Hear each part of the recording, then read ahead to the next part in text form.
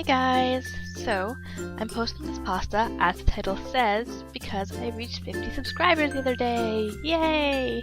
I honestly never thought I'd get this far when I started, and it actually blows me away how much support I've gotten since I started recording pastas, so I just want to put in a message saying thank you to everyone who watches my videos, likes them, subscribes to them, comments on them. I take all of that really seriously, and I cannot tell you how much I appreciate all your continued support.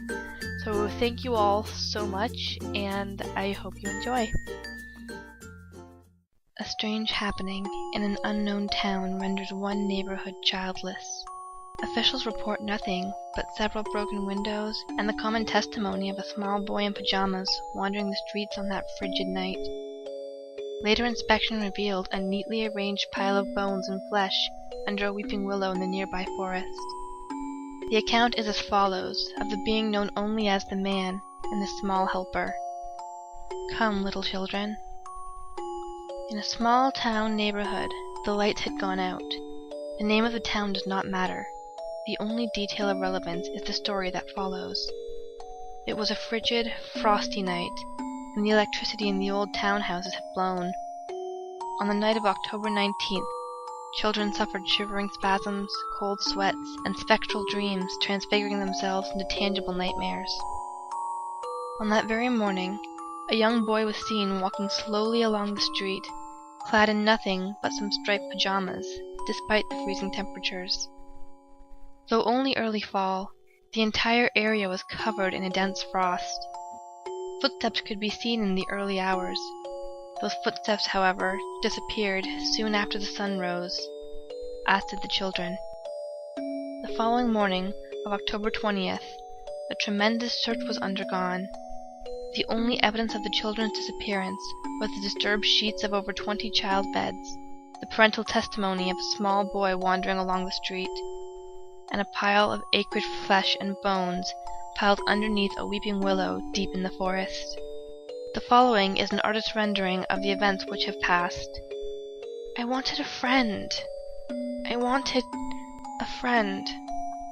The man said he would help me find what I wanted if I walked the streets for him. So that night, when the lights went out and I could walk unnoticed, I called them. I called the children from their homes to follow me. The man had taught me to sing to them, to bring them from their homes without their parents noticing. They did so like my song that they flew through their windows, some head first, others feet first, but all bleeding as they flew, as if dragged by spectral tentacles. Pizzicato strings came to echo to my song, strumming slowly and deliberately as my voice harmonized with the screams surrounding me. Screams decorated the night as stars do the sky, but I paid them no mind. The promise of reward drowned out the cries of the others, my purpose definite, and the end justifying the means used to achieve it. As we walked slowly into the forest, out of sight of any prowling person who would impede our advance, the tentacles pulled with less bone-breaking force. The Garden of Shadows was just beyond the wooded threshold, and the man would be waiting in the fold betwixt and between the worlds for me and my company. The frigid wind began to flow through the treetops, carrying on the screams below to some far-off land where their origins would not be understood.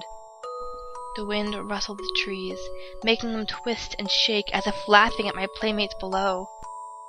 The slithering black ropes which held the captives in place began to twist along the tree branches, latching onto a strong limb and hoisting each child up by the neck. I stood in the center of the small clearing, eager for my reward. As the rope squeezed those soft vertebrae with increasing force, cracks began to form. I began to laugh.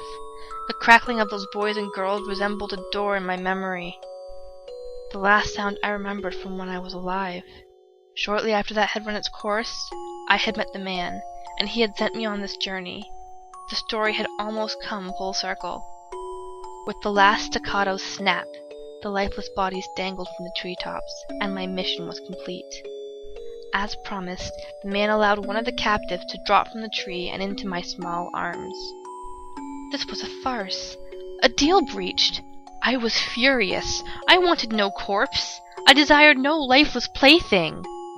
I yelled my complaints at the man with no face, with the emaciated torso and the hunched back, at the man who had tricked me with his deceptive and toothless smile, who had told me to do such terrible things as a spider made a web in his exposed chest cavity. I cried out, "No! No, this is not how it ends! I have done all of this for you, and you repay me with this?" I held the deceased girl in my arms, and screamed with all my might at the man who had extinguished my life and stolen my innocence. He would hear none of it, ignoring me and turning his gaze towards one of the gently swaying children in the trees. He picked one of the bodies from the trees, uncurling the noose which jutted out from his spine, and using 3 talon-like fingers to snatch the boy from the air before he could fall. "No, not a farce," said he. "The man with no mouth. A present. A gateway, if you will." He made a slurping sound as his featureless face split in two to reveal a blood-red mouth and several rows of decaying teeth. His tongue, a tremendous, leech-like worm, wriggling from his exposed abyss of teeth to capture the child in his immense claws and bring it slowly inside. Nothing could be better than what I have given you, what you have done with your own little hands. Play with your food. Make it a friend. Then, when it doesn't expect you to move, devour it. There is no greater display of power than that of eating one's comrades. Let me tell you, son, the taste and the surge of superiority never quite get old. You'll find that for yourself one day when that little girl in your hands becomes too much to handle. Just 3 quick jumps. 1, 2, 3, and she'll be gone. Mark my words, kid. The drawing of another's blood is not a habit easily quelled. Finite. To this day, it has never been determined exactly what happened in that unknown town, but the disappearance of those children has caused widespread terror across the Midwest. The man and his little boy fading slowly into memory and legend, for now.